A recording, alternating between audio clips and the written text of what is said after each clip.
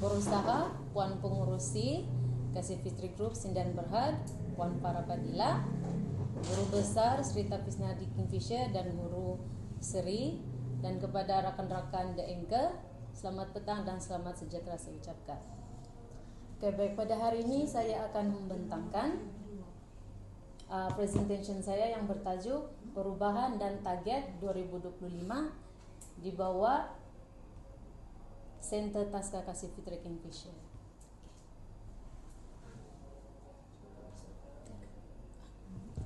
Oke, sebelum saya memulakan pembentangan saya perkenalkan diri saya terlebih dahulu. Oke, ini yang kita boleh nampaklah. Nama saya Flores Juwati.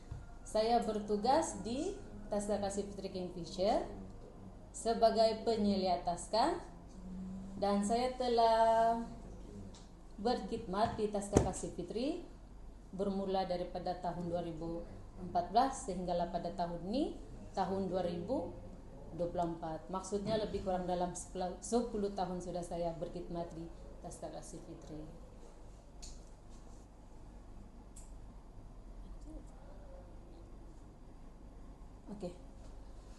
Oke, untuk visi dan misi bagi Taska Kasih Fitri. Ini adalah misi bagi Taska lah yang kita boleh nampak, yaitu menjadi sebuah pusat asuhan dan penjagaan kanak-kanak. Manakala visi pula adalah memastikan kanak-kanak dapat diasuh dan dijaga dengan penuh dedikasi dan bertanggung jawab. Ini adalah antara cabaran dan kejayaan yang sudah dilalui daripada tahun-tahun yang lalu lah sehingga pada penghujung tahun 2024 ini. Antara cabaran dia adalah yang pertama, kurang pengetahuan dan pengalaman dalam bidang pendidikan awal kanak-kanak. Ini khususnya bagi yang staf lah, pekerja di Taska Kasih Fitri. Kenapa ini merupakan salah satu cabaran adalah sekiranya staf ataupun pekerja di Taska bila masa dorang mempunyai kelemahan ataupun kurang pengetahuan dalam mengurus kanak-kanak di Taska. Contohnya macam antara tugas dia itu macam packing ataupun kemas barang kanak-kanak. Sekiranya berlakukan pekerja dia salah packing barang-barang kanak-kanak, ini akan menyebabkan ada ibu bapa yang komplain. Kenapa staf dia macam-macam ni, dia tidak macam kena train kan macam mana cara mengurus. Sebab itu dah jadi salah satu cabaran. Yang kedua, tenaga tim yang tidak konsisten. Maksudnya dia keluar masuk lah. Dalam beberapa bulan saja dia bertukar lagi staf lain. Jadi bila macam dia sering kerap dia bertukar-tukar, jadi kita pun macam susah kita mau bagi fokus kepada dia yang macam mana dia mau tahu yang perkituatan Taska tu yang macam mana, sebab sekejap dia keluar, lepas tu ada yang masuk, ada yang keluar, kita pun tidak nampak mana dia punya tahap kemampuan. Cabaran yang ketiga adalah masih kurang jelas apa gol ataupun matlamat tim yang perlu dicapai. Ini kebanyakannya yang juga saya nampak lah, bila ada pekerja yang dia masih kurang jelas apa gol ataupun matlamat dia bekerja di Taska, dia akan macam fikir yang dia tu sebagai pekerja Taska macam jaga anak saja begitu. Dia tidak nampak apa yang masa depan yang dia boleh capai ke arah yang lebih baik daripada menjaga anak macam tu. Dia tidak nampak apa dia punya matlamat yang dia boleh capai. Itu antara cabaran dia lah. Manakala kejayaan yang telah dicapai, pertama, Taska ni adalah salah satu Taska yang pernah berkhidmat ataupun membantu kaki tangan frontline lah. Yang ini berlaku masa pandemik COVID-19. Masa tu semua Taska tutup. Jadi banyak parents yang mengadu, macam mana ni siapa yang jaga anak saya ni, macam mana ni. Jadi salah satu staff ataupun parents yang bekerja di Hospital Likas, dia macam bantu atau bagi cadangan lah untuk jadikan Taska ni sebagai satu Taska yang boleh buka operasi semasa COVID itu berlaku. Jadi kami pun kami buka, maksudnya kami beroperasi seperti biasa lah, walaupun yang lain staff tuh sudah balik di kampung, masing-masing di kampung sendiri. Saya dan ada seorang lagi yang masih setia berkhidmat masjid untuk menjaga anak-anak lainnya. Oke. Yang kedua, kejayaan kedua tuh tim baru. Oke, maksudnya tim baru nih, Taska mempunyai pasukan kerja yang lebih komited dalam tugasan dan kemahiran. Maksudnya dia macam goal dia tuh dia boleh dapat lebih jelas lah, yang membolehkan dia tuh tahan lama bekerja di Taska.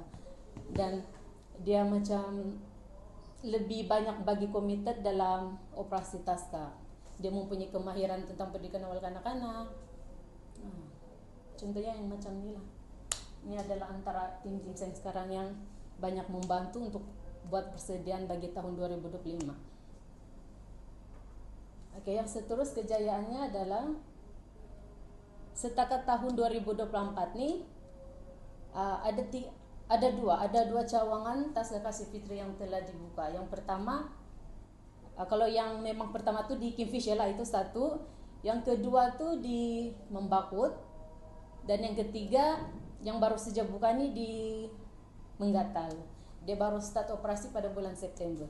Jadi kalau ikut jumlah sekarang nih ada 3 cawangan sudahlah Taska Kasih Fitri. Dan kejayaan yang seterusnya, peningkatan sales ataupun kalau macam Taska dia guna istilah macam peningkatan bilangan kanak-kanak lah. Sasarannya untuk kanak-kanak yang mau dicapai pada tahun depan tuh hampir dicapai. Walaupun kadar dia punya yuran bulanan tuh makin meningkat, tapi nampak di situ dia punya hasil. Memang kami pun terkejut juga lah, sebab ingatkan bila yuran tuh sudah bertambah, kami kan banyak lah yang lari sana lari sini sebab dia punya yuran sudah bertambah. Tapi selepas saja yang kami buat pendaftaran semula bagi tahun 2025, target yang kami sasar itu kan dia macam lebih. Jadi macam wow, kami pun macam happy lah. Maksudnya ibu bapak tuh macam dia nak kisah lah kalau walaupun yuran tuh sudah menaik, tapi macam dia sudah macam bagi kepercayaan dan kami untuk jaga anak-anak dalam. Betul. Oke, itu antara ada kejayaan yang telah kami capai lah bagi sehingga tahun 2024 ini. Oke. Isu semasa ataupun penghalang. Oke, ini adalah salah satu isu semasa lah yang sangat ketara yang berlaku dalam tim kami Taska Kasih Fitri. Yaitu macam saya cakap tadi, kebanyakannya pekerjaannya dorang masih kurang jelas apa goal ataupun matlamat yang dorang boleh peroleh apabila mereka ni bekerja di Taska Kasih Fitri. Macam itulah dorang punya pemikirannya macam kalau saya kerja di Taska ni sampai bila saya menjaga anak-anak, sampai bila saya pun mau ada masa depan yang cerah. Pemikiran dorang sampai tahap tu saja dorang tidak macam yang pemikiran kalau saya lebih lama kerja di sini saya punya kemahiran untuk jaga anak-anak macam mana, kemahiran untuk buka Taska sendiri, begitu. Jadi macam mana cara penyelesaian dia? Yang pertama, memberi kursus motivasi yang boleh meningkatkan ilmu pengetahuan mereka dalam bidang yang diceburi.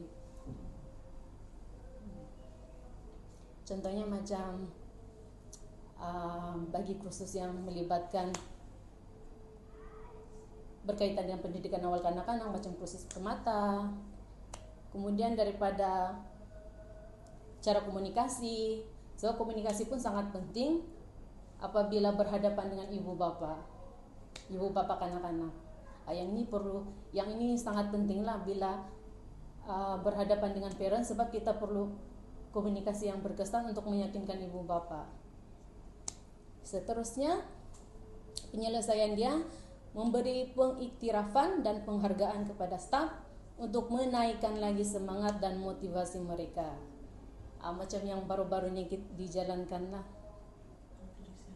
Jadi bila macam pekerja tu diberikan pengiktirafan dan penghargaan, jadi dorang punya semangat tu lagi naik. Jadi dorang pun macam ada satu matlamat dalam diri dorang, kalau macam ini saya sudah dapat penghargaan, tahun depan saya mau buat yang lebih baik lagi. Macam itulah.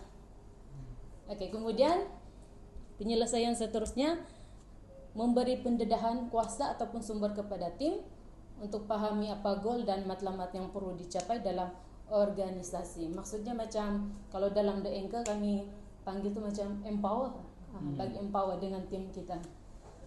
Dorang perlu tahu lebih lanjut lah mengenai operasi Taska, supaya dorang tahu yang Taska ni bukan setakat menjaga anak-anak saja.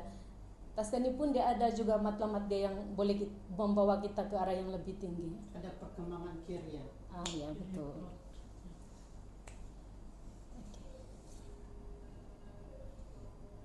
Oke, seterusnya target Taska bagi tahun depan yaitu tahun 2025. Oke, yang pertama macam inilah.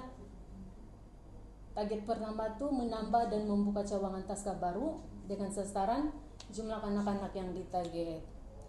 Target saya dan tim bersamalah dengan founder juga dan Fund Farah. Target kami adalah bermula tahun depan mau menambah 15 buat cawangan Taska baru lagi. Di mana satu cawangan Taska tu sekurang-kurangnya dia mempunyai 25 orang kanak-kanak. Itu yang kapasiti dia lah, sasaran dia. Jadi sekiranya satu Taska tu, satu cawangan Taska, kalau dia sudah ada 25 orang kanak-kanak, kemungkinan pendapatan bulanan dia tu boleh mencecah dalam 15.000 satu bulan. Kira banyak lah tu. Contoh kalau misalnya dalam 10, kalau 10 cawangan Taska, bulan-bulanan dia 15.000 tu darab dengan 10 cawangan Taska, macam itulah dia punya anggaran, dia punya pendapatan.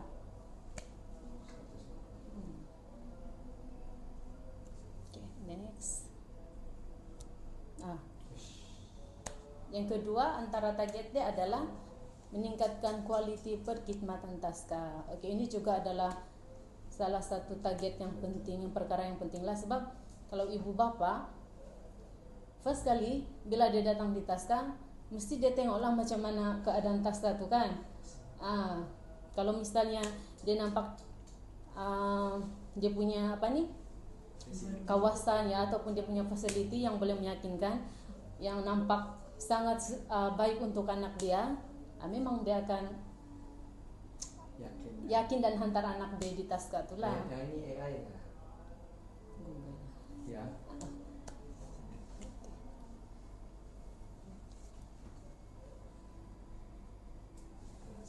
Selain itu, kualiti perkhidmatan ini dia termasuk juga kepada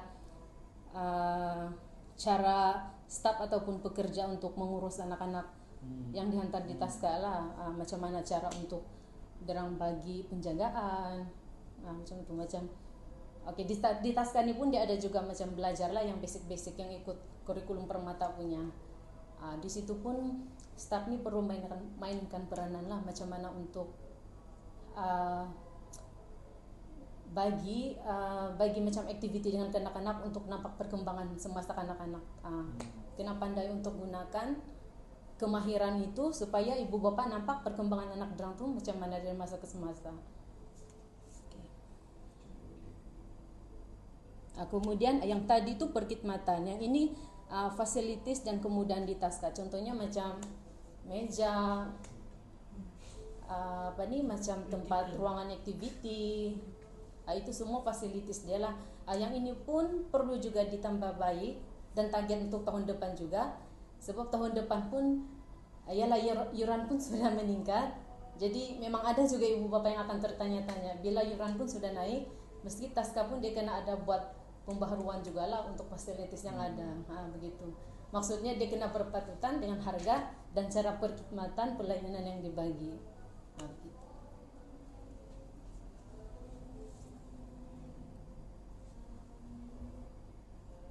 Oke, seterusnya ini untuk pembangunan profesionalisme staff. Oke, macam yang saya cakap tadi lah. Ini pun penting juga sebab tahun depan Taska ada impian target untuk buka cawangan Taska yang lebih banyak. Jadi ini pun adalah antara satu perkara yang penting perlu dilakukan, sebab bila kita mau buka cawangan banyak, so kita pun kena perlukanlah tenaga pekerja yang profesional dalam mengendali untuk buka cawangan Taska yang baru. Jadi antara perkara yang perlu dilakukan tu mungkin kita boleh macam bagi kursus yang berkaitan dengan cara komunikasi, kemudian cara untuk cara komunikasi, kemudian cara untuk pengurusan dalam keuangan dan pentadbiran juga perlu.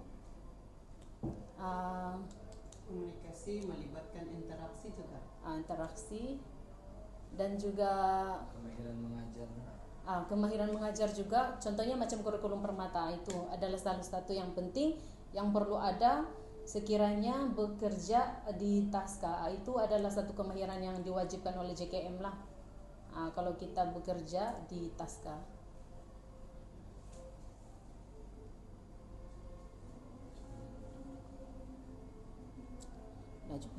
Oke. Ini adalah pelantindakan, yang ini adalah analisis kanak-kanak bagi tahun inilah. Oke, ini adalah dia punya gambaran graf macam mana peningkatan kanak-kanak tuh bermula daripada Januari 2024 sehingga di sini yang sampai bulan September saja yang ada analisis di sini. Jadi melalui analisis ini boleh nampaklah daripada bulan ke bulan dia ada nampak peningkatan daripada bulan Januari, Februari sehinggalah pada bulan September. Sebab kalau ikut tahun-tahun yang lalu kebiasaannya Taska ni kalau awal tahun ketahuan lah, maksudnya daripada bulan 1 bulan 3 dia memang ramai sebab awal-awal tahun banyak yang mendaftar. Tapi bila dia berada di pertengahan macam bulan 5 bulan 6 dia akan menurun. Tapi kalau macam yang tahun ini dia nampak konsisten lah, dia macam naik saja.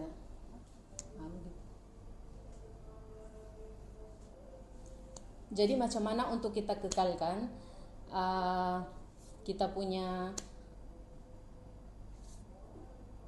jumlah sasaran yang kanak-kanak yang dia sentiasa meningkat. Jadi antaranya apa yang kita perlu buat ini sorry.